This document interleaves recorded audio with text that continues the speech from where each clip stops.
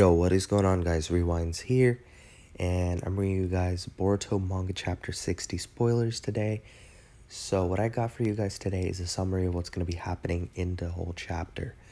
It's not going to be super duper detailed, but I got the information for every main scene that's going to be going on, thanks to Organic Dinosaur over here, and how much each scene is going to compose of the chapter. So let's jump into that. I haven't read it myself yet, so we'll talk about it as it goes. So the first 6% is going to be Sai and Shikamaru and Ibiki intel updates. So this is going to be interesting. These are characters we don't really see super duper much in the manga, so I think it'll be cool to see what they got going on and see if they have an update on Code and the rest of the people that everybody's looking out for. The next 12% is a continuation of last chapter. We're going to get more of Sumire and Amado talking, and it says 12% worried Sumire, and 12% of the chapter is this, and it says worried Sumire and sus Amado. So this will be continuing what went on. Hopefully we get more answers if they're going to be showing this again in this chapter. Hopefully it's something detailed in a good way that shows something new. 26% of the chapter, this is a pretty decent portion, is going to be Horsey Code Part 2 and Daemon Drama and Sus Ada. So this might be where like a little conflict begins within the group, I'm guessing. We're probably going to be seeing something like an argument of when to strike, or we might see a problem between Code and Daemon just because of this whole horsey riding scene. Moving on, 21% of it says Naruto's silly son brooding Kawaki. So it seems like we're definitely going to be getting more Naruto and Kawaki interaction. That'll be cool to see. But so far, this is about 65% of the chapter, and it seems like it's going to be a whole lot of build-up again, which just seemed to be the pattern the last couple months with the Boruto manga. And I know a lot of people have been wanting to take a step away from that and move on to the fights now. But I guess it seems like we're going to be sticking to the whole build-up for now, and maybe we're going to have something happen still before the whole time skip occurs. The next 20% is Sunshine Family Dinner Feast, and I think it's Hitai Ate styling. Not sure what that is, if I'm being honest with you guys, but a dinner feast sounds like they're going to be celebrating something. Maybe this is more bonding time for Kawaki and the Uzumaki family. We will see when it drops. And I will have a little more detail than what I'm showing you guys here in a second. And then the last portion is 15% Naruto and Kawaki pillow talk. So this is probably going to be wrapping up whatever happens in this latter part of the chapter between the two of them talking and going over some stuff. And this, I think, is going to probably end up making them a lot closer. There's probably going to be some type of promise or some type of deal made here. That's what I believe is going to be going on. But that's going to be it for the chapter composition. That's like the quick summary of what's happening. Let me jump into the bullet pointed events.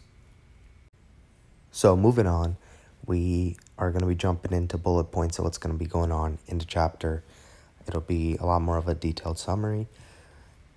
So what Organic Dinosaur has to say is the dialogue is going to be pretty evenly distributed throughout the chapter, and that the bulk of the new info is going to be skewed to the first half of the chapter, and that most of the chapter is going to be primarily slice of life. So again, just like I said earlier, it's going to be a lot of build up this chapter. Let's see what the more detailed points have to say.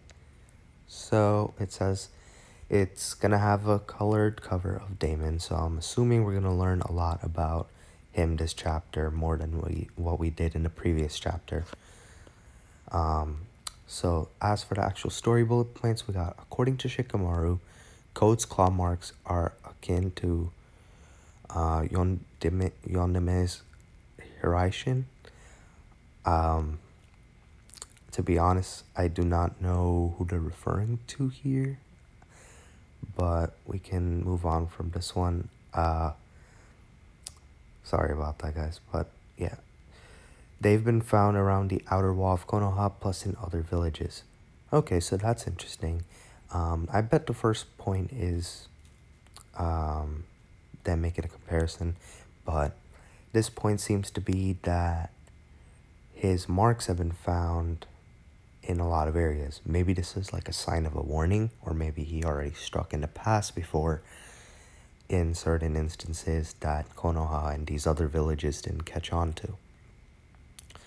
Next bullet point says it's possible that they're just decoys made to spread their resources thinner. That could also be the case, to throw off each village so that their movements aren't tracked. Amado says, I have no intentions of turning on Konoha at all. ×2. So this is a continuation of what happened before, but it confirms, or it ends off what he was saying at the end of last chapter when we were left on the cliffhanger of what he was up to and if he was gonna actually turn on them or not. I personally still believe he's gonna turn on them no matter what eventually. I don't know if it's gonna be on a huge scale or a small scale of what happens. I feel like it's gonna happen either right before the time skip or when stuff heats up during the time skip. But we'll find out once we get there, of course.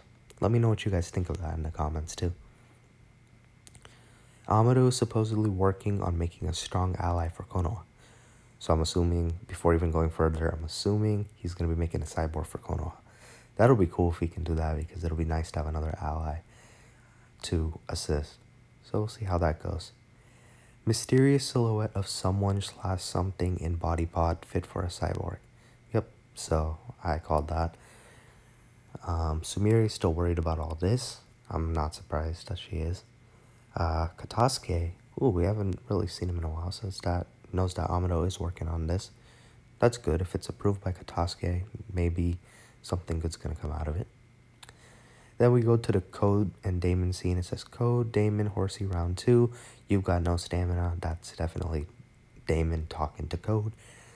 And this might be what starts up a fight or something. Bug's face gets smashed in by Daemon. Oh, so is Bug dead? I wonder. Because we all know Bug was just waiting for them to go because he thinks they're all crazy. I wonder if Daemon actually killed them. That might be an interesting scene. Code used the opportunity to test out his claw marks on Daemon.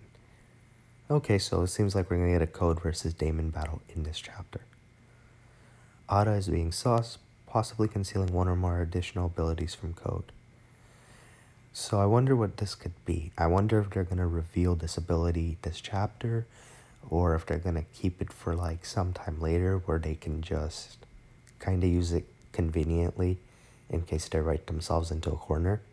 Maybe that's something that could happen. And honestly, it wouldn't be a bad idea because they could foreshadow it a little bit, saying that Ada had something up her sleeve. Boruto has been taken to boba pills per day for about a week already. So now we know this chapter takes place 1 week after the previous one, and that Boruto's been taking pills for a week. I'm assuming we're gonna see if there's any side effects he's facing yet. Kawaki's bad at lying about not liking Hinata's food. So this might be the family feast scene that I just went over a little while ago. So it seems like he's going to be bonding more with the Uzumaki family for sure. Kawaki's trying to skip out on the Uzumaki family dinner for some self-reflection. So I feel like this is where Naruto's going to jump in and call him back. This is where I think Naruto gets involved. Naruto has to drag Emo Kawaki back home for dinner. So, called that part. Seems like we're going to get an in-depth conversation and an interaction between these two. That's pretty cool. Usually they have some nice scenes with each other. I think the anime's been doing a pretty good job at that. And it's nice to see more scenes like this in the manga as well. Belated welcome celebration for Kawaki, which is the feast by Hinata. Vase-kun is the centerpiece of the dining table, complete with flowers. And I think that's actually a pretty cool point because we know this all began with the vase like so many chapters back. So I think that's a nice little callback.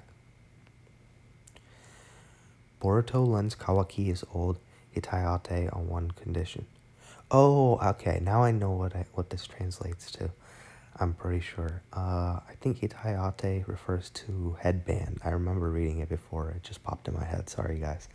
So that's interesting. He's giving him his ninja headband on one condition. Wonder what that condition will be. Kawaki is supposed to return it whenever he becomes a real shinobi. So that's the condition.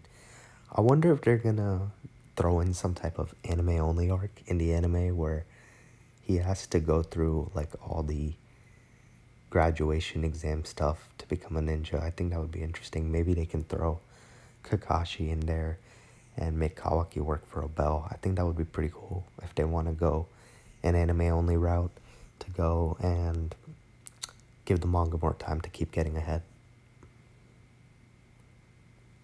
Does it look better around Kawaki's forehead or around his neck? And then there's some reactions. Naruto pillow talk to assure Kawaki, this is your home, where you belong. So this is Naruto being a good dad to Kawaki. And that wraps up chapter 60. That's going to be the summary for it. To be honest, I don't think there's too much that happens in this chapter, but it just seems like there's more build-up and more interaction that's going to be occurring. So we're just going to, obviously, as fans, check it out and see how it goes. But hopefully they pick up the pace a little bit soon. I've seen people complaining about that.